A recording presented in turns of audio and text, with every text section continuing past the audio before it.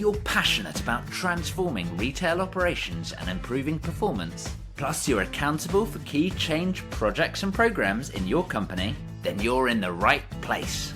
Welcome to the Retail Transformation Show with me, Oliver Banks.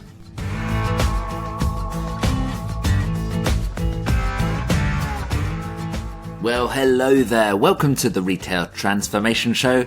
I'm your host, Oliver Banks, and this is episode 35.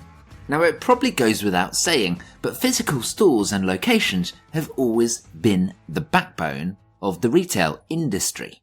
However, physical stores, whether we're talking about high streets, town centres, city centres, malls, shopping centres, outlet centres, out-of-town shopping parks, whatever, physical stores have been under a huge amount of strain.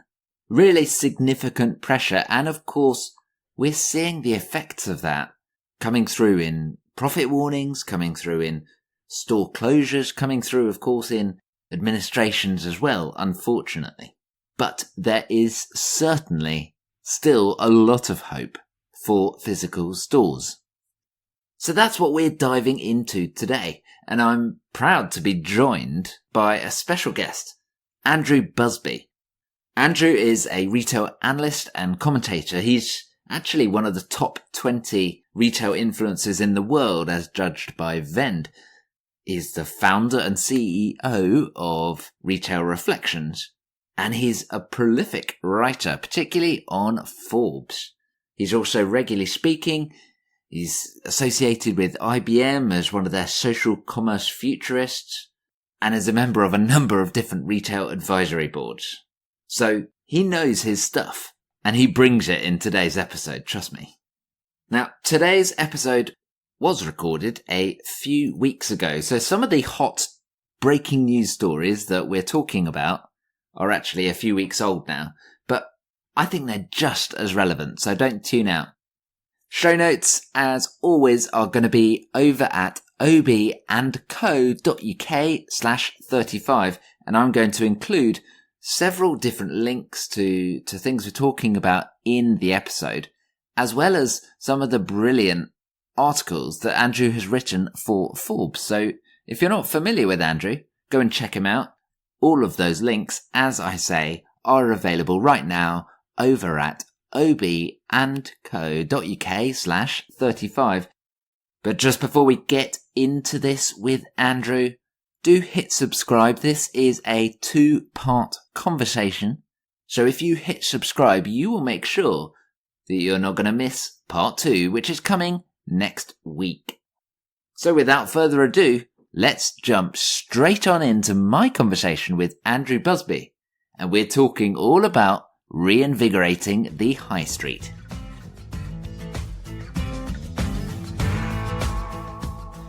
So today we're lucky to be joined by Andrew Busby. Andrew, how are you doing? I'm very good, thanks, Oliver. Great to be here. Well, thanks so much for jumping on to the Retail Transformation Show. We've got a really exciting conversation lined up, all about how do we reinvigorate the high street. Now, the retail apocalypse is well publicised. It's been around for a couple of years as a term, or retail apocalypse. I've also heard it phrased as. Generally, among the retail community, we're saying it's not an apocalypse, but it is a revolution. It is an evolution. It's an exciting time to be in retail, isn't it, Andrew? Oh, well, I don't know. I mean, I think you're right about the retail apocalypse, and the high street is dying and it's all doom and gloom. And of course, that is what you might think if you read all the hysterical headlines. But yeah, joking aside, I totally agree with you. It is a very exciting time. Probably very challenging if you're a retailer. If you're somebody like me who commentates on retail and the high street, it's an extremely exciting time because there's just so much to be talking about. So yeah, I'm sure we're going to cover a lot of that. Looking forward to it. Looking forward to talking about the stores and how you reinvigorate the high street. There's so much to discuss about it. Well, I'm glad you've got that output. I have to be honest, I was a little worried when you started off there. I thought, oh no, we're going to be in a doom and gloom conversation. Not at all.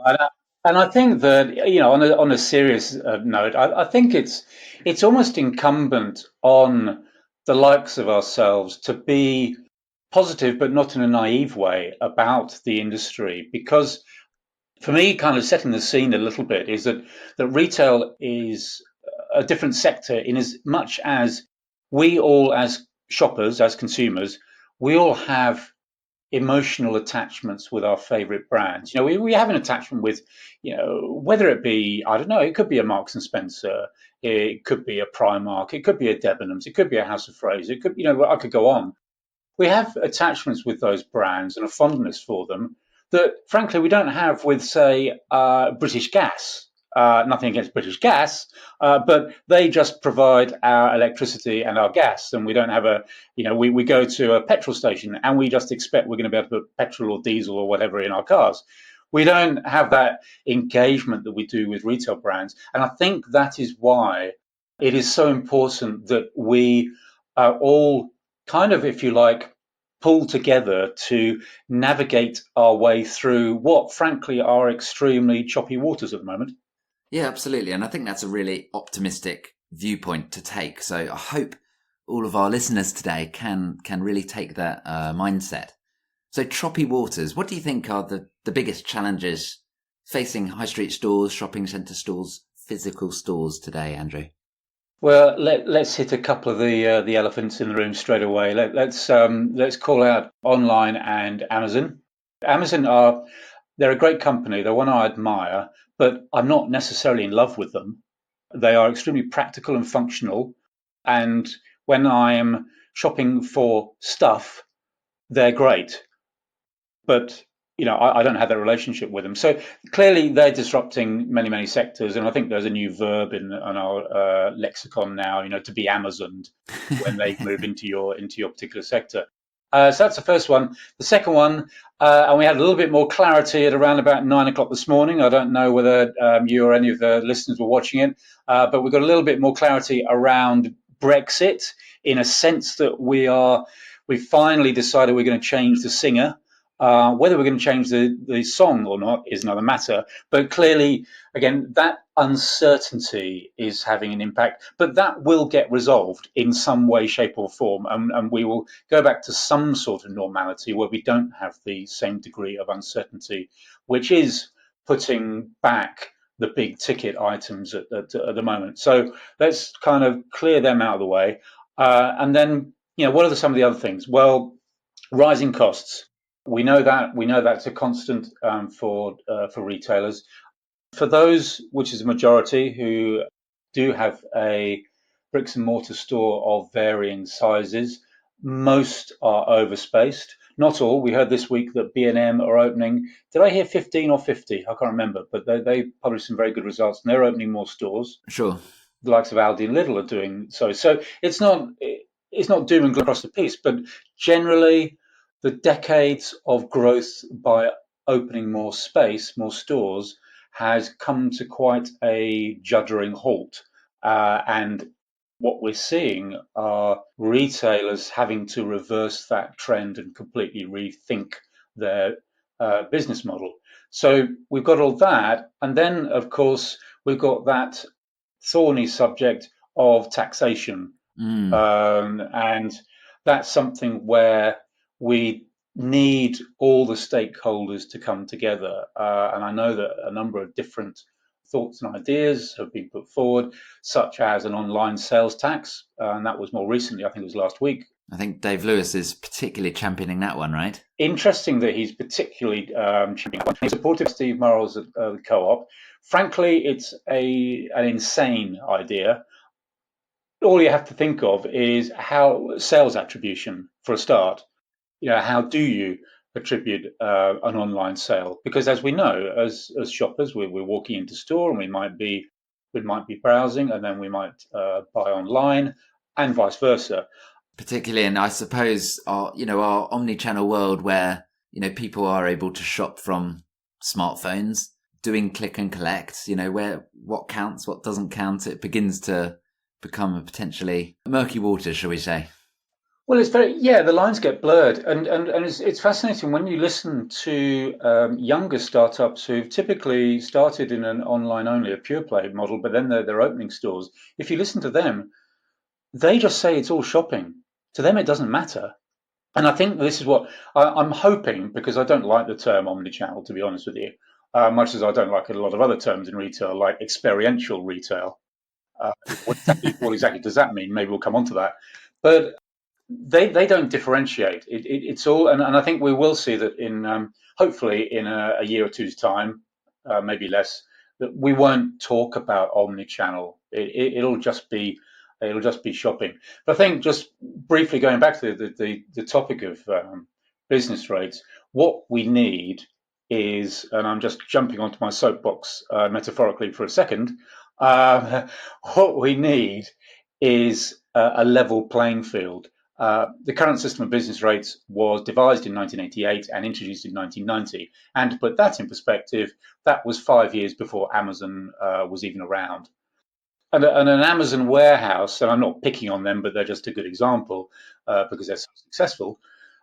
A warehouse in the middle of nowhere off the M40 in the Midlands or wherever, in my mind, is still selling today, is still selling direct to the consumer in the way that a store on Oxford Street is doing. And yet they are taxed in completely different ways.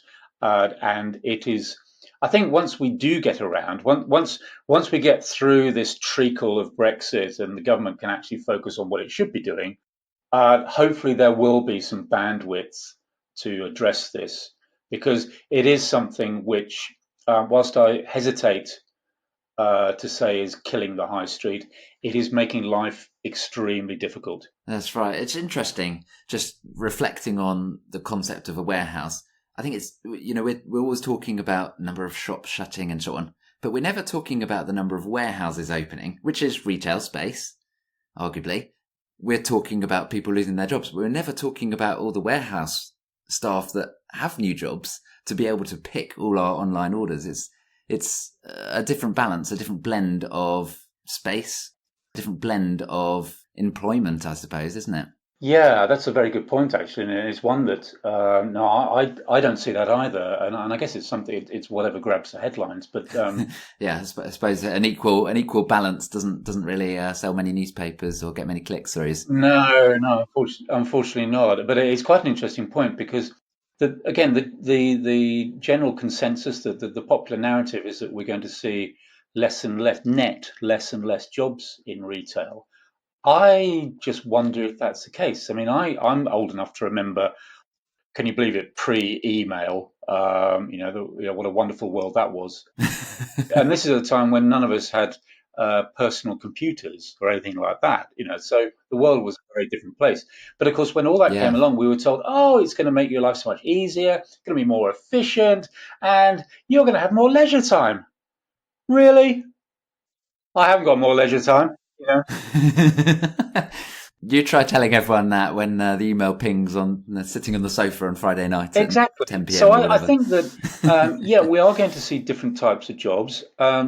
Clearly, at an individual level, there will be people who will gain out of that, and there will be people who perhaps won't.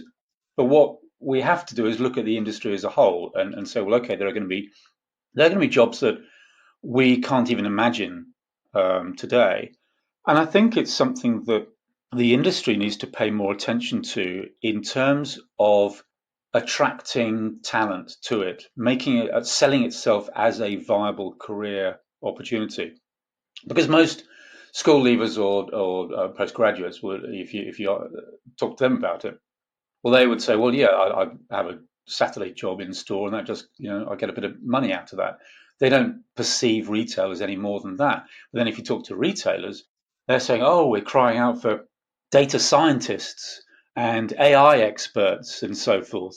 And of course, these are the very people who are saying, oh, I don't want to stack shelves and get up early on a Saturday morning. So there's a bit of a mismatch there, and I think there needs to be more.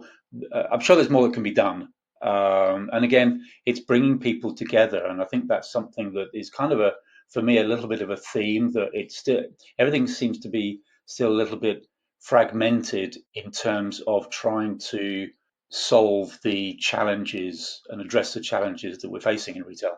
And just reflecting on that piece about jobs, it reminds me. thinking back to Retail Week Live, which I know we were both at a couple of months ago, and Judith McKenna, CEO of Walmart International, talking about how jobs are evolving, but how also retail gives so many people a head start into their career. It's the first job that the majority of people probably have. And it is critical, but like you say, the roles are changing, data scientists, etc. It's going to be interesting to see how that plays out, isn't it? I think it is, and I think kind of again net out of all of it, I think that the jobs that will be in retail in the future will generally be far more interesting than they are today. Because I remember that I was in that session as well, and I remember that, and Walmart I know are trialing this in the US with robots that are checking availability on the shelves, and they are navigating amongst shoppers. I remember her saying that this isn't a thing overnight when the store is closed. This is during the day when shoppers are there. So quite interesting. Whether it's going to become widespread, who knows? But I think for store staff, for store colleagues, the skill set is going to, and the requirements are going to change. And I think what we're going to see is more typically the people who are working in the more specialist retailers at the moment. So I'm thinking of perhaps Lululemon, Rafa. If you work in a Rafa, you're probably a keen cyclist. So I think that we're going to see that filter through more. We do see it. We see in Dixon's car phone. Generally, you're going to be interested in electronics and TVs and music and whatever it happens to be. But I think we'll see that filter through more and more in retail, in the sort of people that are attracted to it. And I think we've always seen an element of that. I'm thinking, HMV and Virgin Records would have music enthusiasts because you get to be surrounded and embedded in it all day long. It's an evolution, but I think the community piece is a really interesting piece as well. And I think that's one of the pieces I know Rafa do a brilliant job of building a community up, and it's one of the bits that I love about them. I'm not a cyclist myself, but I love that piece, and I know I've spoken about it on the podcast before. I think it was when I was chatting with George McDonald. So yeah, that's interesting. So those are some of the big challenges we've got: sort of online, Amazon, the whole uncertainty around political situations, rising costs. Is there anything else? I think the other main one for me that retailers have to face up to, and for me the biggest. I mean, I mentioned Amazon, and for a lot of people they're the biggest disruptor. No, they're not. The biggest disruptor are you and I and our audience. In other words, all of us as consumers, because our demands and expectations are just rising exponentially, and it always fascinates me to kind of pose the question as to what is driving that. And I think one of the things is that it's kind of almost taken on a life of its own, and part of it is because retailers are offering more and more and more. The obvious thing there is in free delivery and returns. I don't see any sign of that slowing down. So whenever we are on the receiving end of what we feel is good or great, customer service, that simply raises the bar even higher.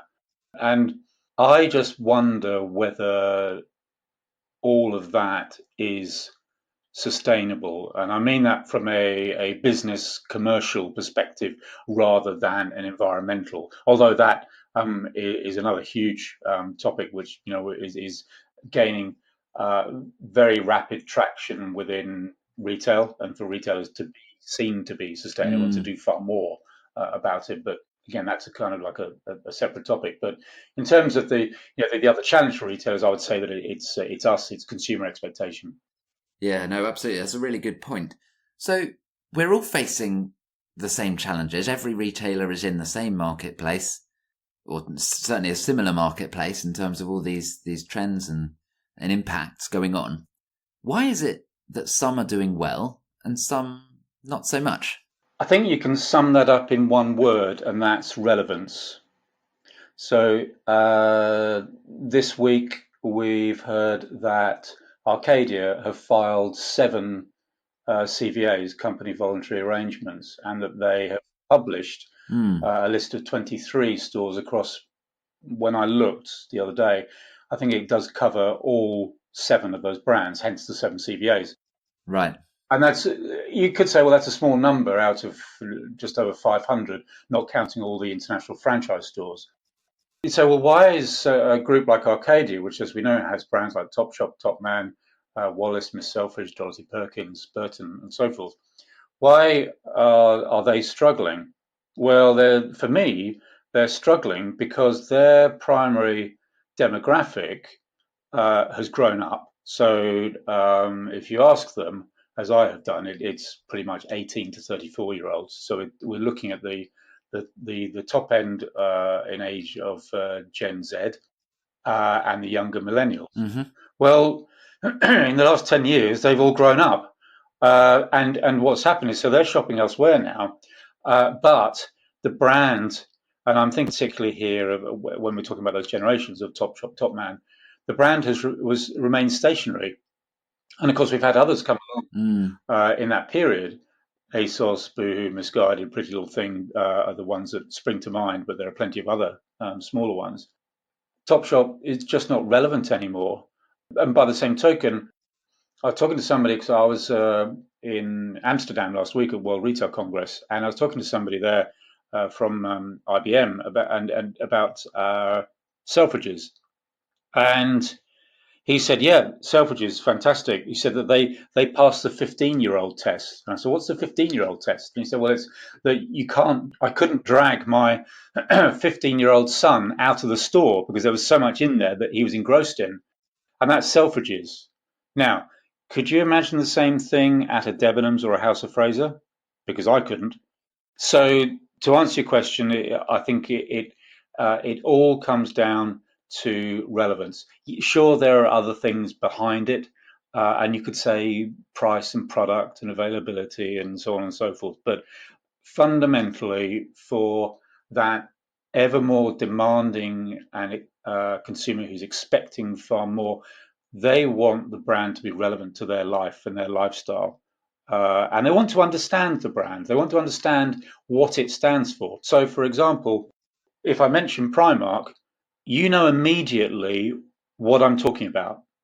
You know it's going to be, okay, again, putting fast fashion to one side, because that's a whole separate debate, but you know the price point, you know the level of quality, you know in your mind you're going to get great value. Okay, you know you're going to have to queue a while to pay for it, but generally you know what you're getting. With a lot of other brands, we're really not quite sure, and I think that is why we're seeing more and more struggle.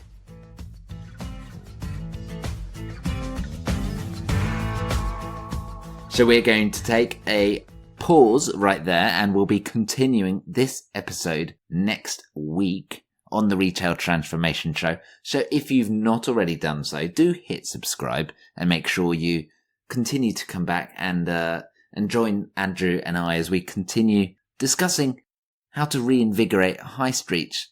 And in particular, Andrew's sharing some of his hot tips as to exactly what stores can do. Now, as you were hearing in that conversation, being relevant is just so important. It's so critical in today's retail marketplace. And that is, of course, a topic that I've dived into, certainly with George MacDonald. That was episode 23 and 24. And then I also had a whole episode dedicated to it. How to become a relevant retailer. That's episode 25. So if you've not heard those episodes, I do encourage you, go and take a little listen now. Either, of course, you can find them in your normal podcast player, just scroll back a bit, or if you're looking for the website, ob&co.uk/23 or /24 for the George MacDonald episodes, and /25, ob&co.uk/25 for the episode I did all about how to become a relevant retailer. I'm going to put those links to those couple of episodes and more information in the show notes page, which today for you, sorry, lots of links here, ob&co.uk/35. I'm also including Andrew's Twitter handle at Andrew Busby and also his LinkedIn profile. If you want to reach out to him or to me as well, then that would be great to hear what your thoughts are. What do you think the biggest challenges facing physical stores are today? I know there's certainly a long list, which we perhaps only scratched the surface of, but hopefully we got the big ones. I'm not sure what you think. Do let me know. But right now, we are going to wrap up this episode, and remember to come back next week and join us for part 2. It's a pleasure, as always, to join you. So thank you very much for listening, and I'll catch you on the next episode.